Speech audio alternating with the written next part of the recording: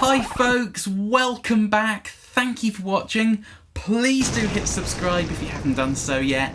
It really does help when you do that. So today folks, this is likely to be a slightly longer intro than normal, so I'll put a timestamp on screen now. If you want to skip straight to the comparison, that's absolutely fine.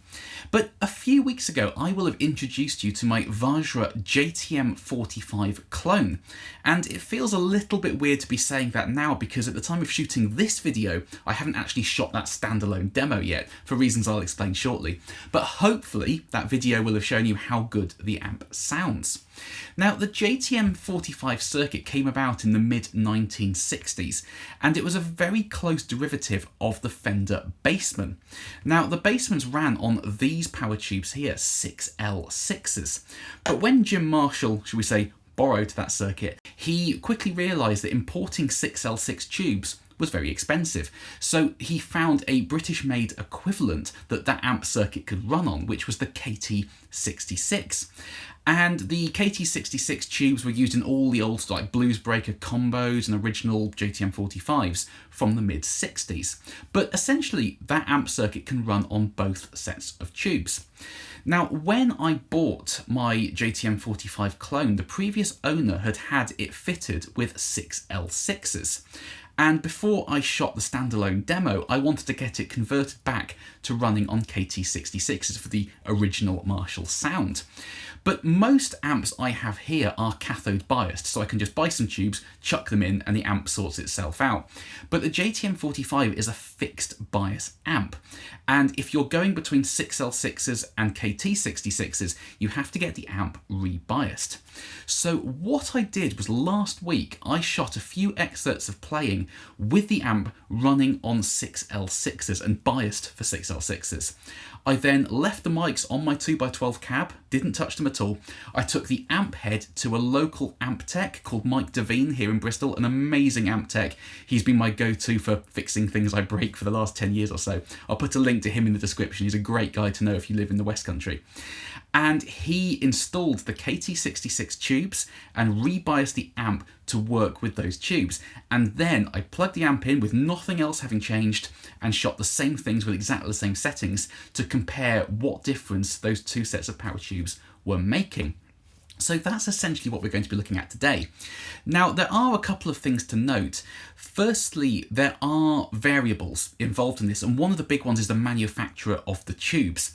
So the 6L6s I've got here are made by Groove Tubes, and when I was looking around online for KT66s, most tube manufacturers nowadays will make an EL34, an EL84, a 6L6, but very few amps actually run on the KT66, so they are quite hard to find modern remakes of those tubes. And depending on which forums you read, you will get vastly different polarising opinions on which modern production KT66 is most accurate to the originals. Some people say that they are all 6L6s in a slightly larger bit of glassware. Others say that the JJs are great and the tongue soles are terrible. Others say the tongue soles are great but the gold lions are terrible. Some people say the ones made in China, which I actually can't get here in the UK for whatever reason, are the best. You get massively different opinions depending on who you listen to. So in the end, I went with tongue sole. Very good Russian-made tubes. I've had great kind of luck with tongue soles in the past. So we are comparing tubes of different manufacturers, Groove Tubes to tongue sole. But the other, probably biggest thing to note is the KT66s are brand new off the shelf, whereas the 6L6s were in that amp when I bought it. So they're not brand new, they do have some miles on them, and I don't know how much. So they are in very good condition, they're not noisy, they're not rattly, they're not sort of farting out, they're in great condition, but they're not brand new, and I don't know how much they've been used because they were in that amp when I bought it and I didn't ask the previous owner when he installed them. So that is the other variable. We do need to be mindful of the fact that we're comparing a brand new set of tubes to ones that are definitely burnt in, even though they're sounding great. So, as I said, a slightly longer intro today, folks, but I think all that needed to be said before going into the comparison. So, I try to make this footage have as little continuity errors as possible, even though I'm shooting the two sets of playing a week apart. But if you look at the speakers behind me, those yellow mid-range speakers in my monitors will suddenly change to black when we're going between the two bits of footage. So one thing I didn't account for there. But without further ado, folks, here we go.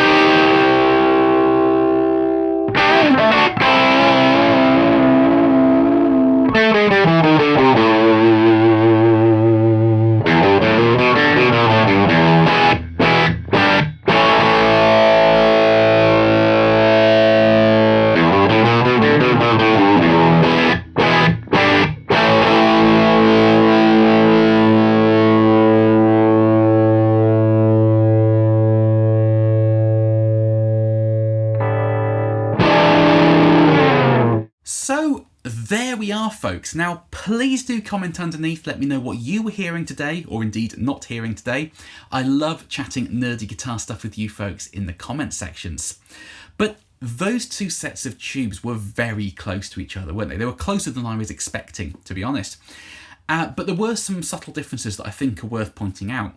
The two that really stood out to me was, I think the 6L6s had a slightly thicker low end and they had a little bit less definition down there. Now, as I said at the start of the video, the JTM45 is a very close relative of the Fender Bassman, a bass amp originally, so it's a very thick sounding amp. And in all the playing you heard today, the bass knob was turned off all the way down, but it was still very, very thick sounding. And I felt like the KT66s kind of held on to that low end a little bit better, and they were a little bit more defined and punchy low down. They didn't get quite as kind of mushy. But the biggest difference, I think, was in the kind of top end and upper mid range. For me, the KT66s had a little bit more of that kind of stereotypical Marshall sizzle in the upper mid range, whereas the 6L6s were a little bit more kind of flat and balanced.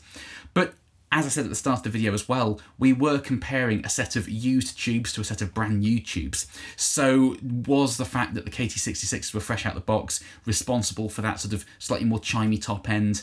I don't know, but that's what I was hearing today. And I think that the differences were much more pronounced with the amp running clean and that sort of lower gain. By the time everything was dimed at the end, they sounded pretty much identical.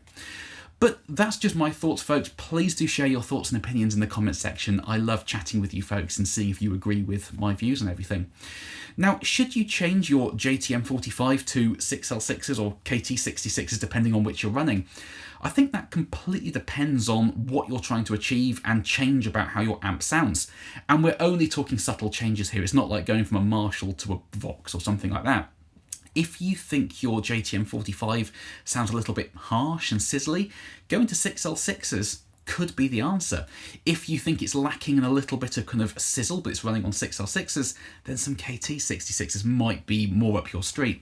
But we are talking very fine adjustments here, and probably nothing that couldn't be adjusted for with a little turn on the EQs. But there we are, folks. So thank you ever so much for watching. I hope this comparison was interesting and useful for you. Please do carry on subscribing. I know I always say it, but it does make a big difference when you subscribe. And I will see you next time. Bye-bye.